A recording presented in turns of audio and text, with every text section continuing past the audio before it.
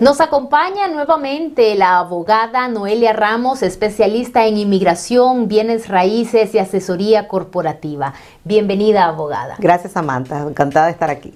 A propósito de este tema de un caso de asilo que obtiene un estatus migratorio por otra vía, la primera pregunta que surge es, ¿se puede pasar de una solicitud de asilo político a otra solicitud y obtener un estatus migratorio? Eso es nuevo para muchas personas. Definitivamente. He ahí otra vez la importancia de ser asesorado correctamente. Cuando un abogado toma un caso, no solamente va a concentrarse en la primera opción que el mismo cliente trae, como por ejemplo, abogada, yo vengo para presentar un asilo político, sino que en toda la historia de ese cliente, dentro de todas las circunstancias que presenta ese cliente en el caso, es que el abogado va a analizar cuál sería una alternativa 2, alternativa 3, alternativa 4. Y afortunadamente en la ley existen esas alternativas. Claro que va a depender de muchos factores también, como por ejemplo, cómo entró esa persona, cuándo es la persona que introdujo la petición, en qué estatus se encuentra la otra petición. Van a haber muchos factores que se van a analizar, pero efectivamente se puede, Samantha. ¿Qué pasa, por ejemplo, con aquellas personas que entraron indocumentados al país y que están en una solicitud de asilo? ¿También pueden hacer un cambio? Pueden realmente obtener otra vía para solucionar su estatus migratorio, sin embargo es mucho más complicado. Eso es crucial en el análisis. No es lo mismo o no es la misma complejidad al caso de la persona que ha entrado por frontera sin documento, al caso de la persona que entra con una visa de turista, por ejemplo, legalmente y que después por situaciones se queda. Es decir, de que es un factor determinante, como por ejemplo, casos que han salido exitosos, que aunque la persona obtiene su estatus migratorio, tuvo que cerrarse el caso de deportación primero, la persona viajar a su país y a regresar por la vía consular con sus documentos legales. Se puede, pero es más complicado. ¿Y qué pasa con aquellas personas? Hablemos de alguien que está en una solicitud de asilo y ya fue a una corte o bien ya pasó su entrevista, que pues sucede casi en la mayoría de los casos de este tipo de solicitudes. Hemos visto en los últimos años que a pesar que ya, por ejemplo, fueron a una entrevista o ya fueron a la corte, han pasado meses o años y no llega la respuesta final. ¿Pueden estas personas también optar por otra vía? Definitivamente. Y lo vemos a diario. Es decir, personas que, como le pasó a la historia, a la persona del testimonio, esperando durante ese intervalo de tiempo, pasó otra oportunidad, conoció a una persona, tiene ahora esa oportunidad de por medio de esa petición familiar, mientras la otra decisión no se había dado, iniciar su otro trámite, y el otro trámite vino más rápido y entonces mandamos a cancelar la solicitud de asilo.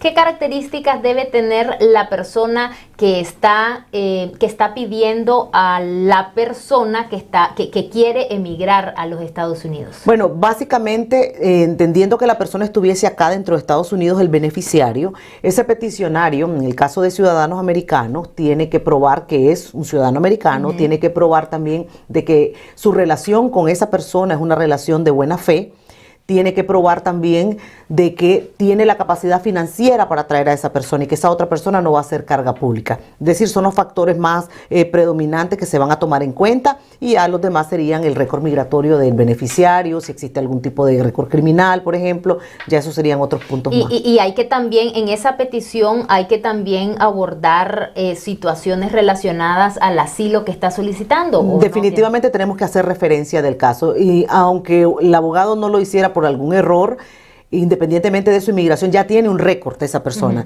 Nosotros tenemos que adelantarnos a entregar la situación de ese otro caso para que no se pierda tiempo y el otro oficial, cuando vaya a tomar su decisión, solamente haga un proceso de verificación. ¿Qué pasa con los hijos que no son en común? Por ejemplo, si esta persona estadounidense se enamoran, ¿verdad?, de una persona que está solicitando el asilo, pero se enamoran, se casan, pero esta persona tiene hijos. Ok, muy importante esa pregunta y se las voy a explicar en dos escenarios.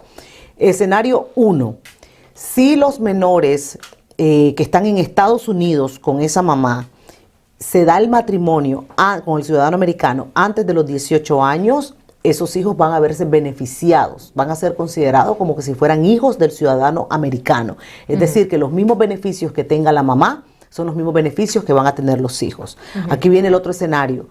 Hemos explicado en otras ocasiones que en el caso del asilo, si tú tienes un hijo adulto, pero fue introducido el asilo cuando era todavía menor de 21, el asilo está amparando todavía a esa persona que llega a los 23. ¿Qué pasa? Ahí la importancia de evaluar las estrategias legales. Si yo saco a la principal del caso, que es la mamá, ¿cómo quedan esos hijos que estaban siendo amparados por la ley del acta para niños que cumplen los 21 años? Quedarían en el aire. Entonces no se pueden tomar medidas tan apresuradas, sino que la ley lo que hace o lo que permite en ese tipo de situaciones, porque no pueden parar tu vida privada. Se dio la oportunidad, se quieren casar, no pueden parar solamente porque inmigración no ha tomado la decisión. La ley permite que ese hijo introduzca su asilo, aunque sea una solicitud tardía después del año, que Estados Unidos pide un año, da un año máximo para introducir el asilo, pero entonces esos otros niños no van a quedar en el limbo, van a poder iniciar su trámite. Pero eso en el caso de que los hijos también tuvieran un caso de asilo, es decir, hablemos de un caso hipotético. El padre es expreso político en su país, el hijo no lo es.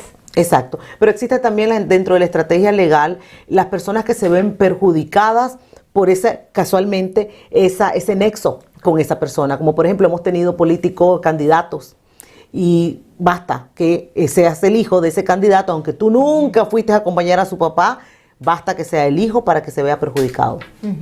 La pregunta del millón que se hacen muchos de nuestros amigos. Una vez que una persona que está en un asilo decide también hacer una nueva solicitud por otra vía, en este caso como la persona de nuestro testimonio a través de un matrimonio, ¿cuánto tiempo tarda? Bueno, afortunadamente ese tipo de trámite en particular, ciudadano pidiendo a esposa, es uno de los trámites muchísimo más rápidos, como por ejemplo, fácilmente puede salir en 6 meses, que después de pasar 5 años esperando por un asilo, la felicidad que vemos en los clientes es impresionante, porque cambió la vida completamente en 6 meses. ¿Y qué otras opciones puede tener alguien que está solicitando asilo, además del matrimonio? Sí, existen las certificaciones laborales, por ejemplo, que es otra vía por la vía laboral, pero el análisis es más profundo. ¿En qué sentido? Para que pueda progresar esa petición, no tiene que haber en ningún momento tener un tiempo de presencia ilegal. ¿Qué pasa? Es mucho más complejo, no podemos explicarlo tan fácilmente así, pero por ejemplo, las personas que obtuvieron el TPS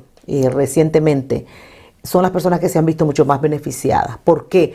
Porque erróneamente las personas que introducen una petición de asilo creen que el haber introducido una petición de asilo, eso es un estatus, eso es un error. De hecho, lo vemos mucho cuando les preguntan cuál es estatus actualmente, contestan pendiente de asilos. Eso no existe, no existe. ¿Y qué es lo que deben de...? No estatus, no existe.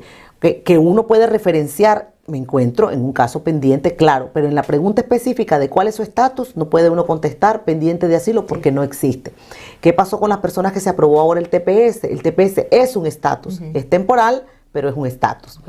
Ahora ellos pueden contestar TPS, ese es mi estatus, y al tener ese estatus nosotros podemos proceder y terminar la certificación laboral. Existen muchas opciones, pero es complejo y hay que analizarlo con cuidado. Claro, y de ahí la importancia de buscar un especialista, porque quizás estamos perdiendo tiempo, estamos perdiendo dinero. Y las leyes van cambiando. Y las leyes van cambiando, así es. Así es. Y además cada vez estamos viendo más personas que están llegando al país en busca de un estatus migratorio y pues... En los mismos matrimonios los vemos, desafortunadamente por haber introducido incorrectamente sus peticiones, no entienden el concepto de qué es ser buena fe, matrimonio de buena fe, piensan que solamente por estar casados es suficiente y es un error, Samantha, hay que probarlo.